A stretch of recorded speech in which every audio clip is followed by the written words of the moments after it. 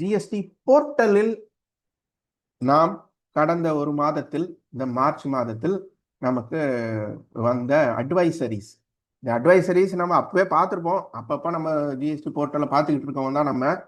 இருந்தாலும் அதுக்குள்ள போயிட்டு தெளிவாக எல்லாத்தையும் முழுசா படிச்சு என்ன சொல்ல வருதுன்றத தெரிஞ்சுக்கணுன்றது எல்லாரும் அவங்கவுங்க இருக்கிற வேலை பளுவில் கஷ்டமா இருக்கலாம்.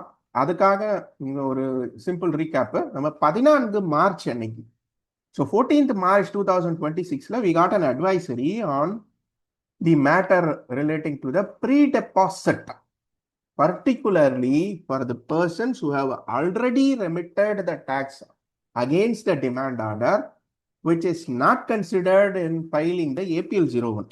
So APL 01 ஃபைல் பண்றப்ப நம்ம ஆல்ரெடி கட்டின டாக்ஸை கன்சிடர் பண்ணாம இருக்கிற கேசஸா இருந்துச்சுன்னா, if you want to adjust the already paid tax in DRC3 for the pre-deposit. So அப்போ என்ன பண்ணணும்? First link the DRC03 to the demand order. DRC03A ஒரு ஃபார்ம் இருக்கு நமக்கு. அதை பயன்படுத்தி அந்த டிமாண்ட் ஆர்டருக்கு அகெயின்ஸ்டா அந்த DRC3 லிங்க் பண்ண சொல்றாங்க.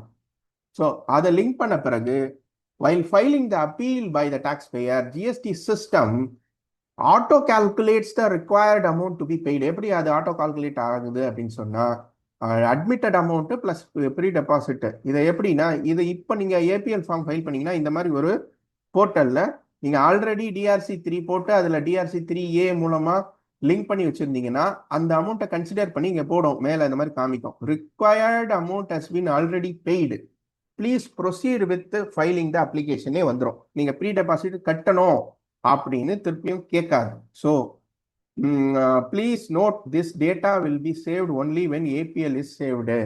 ஸோ ஏபிஎல் 1 ஃபார்ம் ஆகிய நம்மளுடைய ஜிஎஸ்டி அப்பீல் நாம ஃபைல் பண்றப்ப இருக்கக்கூடிய இந்த ஹேர்டல் பாயிண்ட்டும் இப்போ நமக்கு தெளிவா போர்ட்டல்ல அட்வைசரியா கொடுத்துருக்காங்க. ஸோ நெக்ஸ்ட் ஜிஎஸ்டி அட்வைசரி எடுத்துக்கிட்டோம்னா 16th March 2026 இருக்கக்கூடிய GST advisory regarding the confirmation of tax liability breakup as applicable. So in GSTR 3B அப்படின்றது சொல்றாங்க. இது என்னன்னா, ஆக்சுவலா GSTR 3B ஃபைல் பண்ணும்போது இப்போ இந்த பிப்ரவரி மாதம் ஃபைல் பண்றவங்க தெரிஞ்சிருக்கும், நம்ம ப்ரொசீட் டு ஃபைல் போட்ட உடனே டைரக்டா இவிசிக்கு போகும் இதுக்கு முன்னாடிலாம். பட் இப்போ என்ன ஆயிடுச்சு, ஆனால் இந்த tax liability breakup box, offset box, make payment at post credit to ledger என்ற பாக்ஸுக்கு கீழேயே ஆல்ரெடி இருந்தது. அந்த பேமெண்ட் ஆஃப் டாக்ஸ் ஆஃப்செட் பண்ற இடத்துல கீழே இருந்தது. அது ஆல்ரெடி முன்னையே வாலண்டியரா நம்ம செக் பண்ணி உள்ள போனோம்னா போயிருக்கலாம். பட் இப்போ என்ன ஆயிடுச்சுன்னா, பிப்ரவரி மாசத்துல இருந்து நம்ம இவிசி ப்ரொசீட் பண்ணணும்னாலே இந்த டாக்ஸ் லைபிலிட்டி பிரேக்கப்னு ஒரு புது ஸ்கிரீன் ஒன்று ஓப்பன் ஆகி வந்துச்சு. ஏன்னா அது ஆல்ரெடி இருந்தது, மறைஞ்சி இருந்தது. இப்போ ஓப்பன்ல வந்து அதை நீங்க ஓகே பண்ணாதான் போகணுன்ற மாதிரி வந்துருச்சு ஆக்சுவலா. சரி, ஏன் இந்த மாதிரி கொண்டு வந்தாங்கன்னா,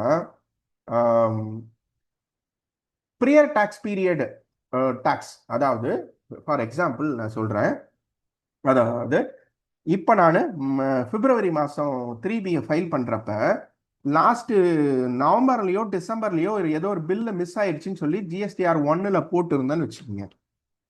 ஸோ அந்த டேக்ஸ், எக்ஸ்ட்ரா டேக்ஸ் எனக்கு இந்த பிப்ரவரி மந்த் 3B சேர்ந்து வரும் இல்லையா? ஸோ GSTR 1 பொறுத்த வரைக்கும் நான் பழைய டேட்டில் போட்டிருக்கேன். இந்த current GSTR 1 current month bill இருக்கு. அமெண்ட்மெண்ட்ல இல்லை, பழைய டேட் போட்டு பில்லை போட்டிருக்கேன். ஆனால் எனக்கு கரண்ட் மந்த் டேர்ன் ஓவர்னு பார்த்தா கரண்ட் மந்த் அமௌண்ட் தான். டாக்ஸ் லைபிலிட்டி பார்க்கும்போது அது மொத்தமாக கரண்ட் மந்த்தில் வந்து உட்காந்துருக்கும். ஆனால் நான் அதை பிரித்து காமிச்சாதான் எனக்கு நவம்பர் மாதம் டேக்ஸை இந்த மாதம் கட்டினதுக்கு வட்டி கால்குலேட் ஆகணும் இல்லையா? ஏன்னா லாஸ்ட் பிஃபோர் மந்த்ல இருந்து நம்ம வட்டியும் ஆட்டோமேட்டிக்காக கால்குலேட் ஆகுதுன்ற ஒரு சிஸ்டம் வந்துச்சு. அப்போ சிஸ்டம் என்ன பண்ணிடும்னா, இப்போ இதுக்கு முன்னாடி மேனுவலாக நம்ம அதை மென்ஷன் பண்ணணும்னு இருந்துச்சு. இப்போ இனிமே என்ன ஆயிடுச்சுன்னா, சிஸ்டமே அது ஆட்டோமேட்டிக்கா அந்த டாக்ஸ் லயபிலிட்டியில பிரேக்கப், இந்த மாதம் டேக்ஸ் எவ்வளோ, ப்ரீவியஸ் மந்த் டேக்ஸ் எவ்வளோ அப்படின்ற பிரேக்கப்புக்கு அதுவே எடுத்துக்க ஆரம்பிச்சிச்சு. நீங்களே அந்த டாக்ஸ் லயபிலிட்டி பிரேக்கப்ல போயிட்டு அந்த மந்த்னு இருக்கும், பிப்ரவரின்னு இருக்கும், அந்த இடத்துல கிளிக் பண்ணி பார்த்தீங்கன்னா அந்த ப்ரீவியஸ் மந்த்லாம் நிறைய காமிக்கும். அப்போ நம்ம தேவைன்னா முன்னாடி மாதம் எந்த மாதமோ அந்த மாதத்தை செலக்ட் பண்ணி அந்த மாதத்துக்கான டேக்ஸ் இவ்வளோ அப்படின்னு சொல்லி அடுத்தடுத்த லைன் எத்தனை மாதம் டேக்ஸ் சொன்னாலும் நம்ம அதை பிரேக்கப் காமிச்சிக்கலாம். அந்த மாதிரியான விஷயம் இப்போ புதுசாக வந்திருக்கு ஆக்சுவலாக. அதை நம்ம சும்மா simply from February 26 tax period onwards, GST portal auto populates the tax liability breakup as applicable in GSTR 3B on the basis of the document dates of the supplies reported in GSTR 1 and 1A or IFF, where such supplies pertain to the previous tax period.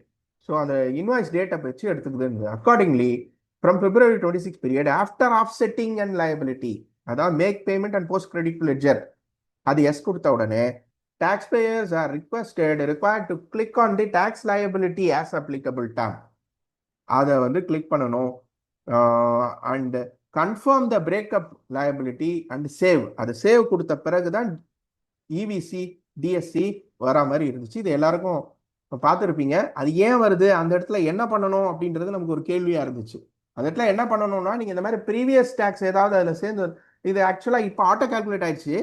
அதனால நீங்க previous bill ஏதாவது போட்டுருந்தீங்க அதுலயே பிரிச்சு காமிச்சிருக்கோம். அப்போ அந்த மாதிரி பிரிச்சு வந்ததை பார்த்துருப்பாங்க சில பேர்.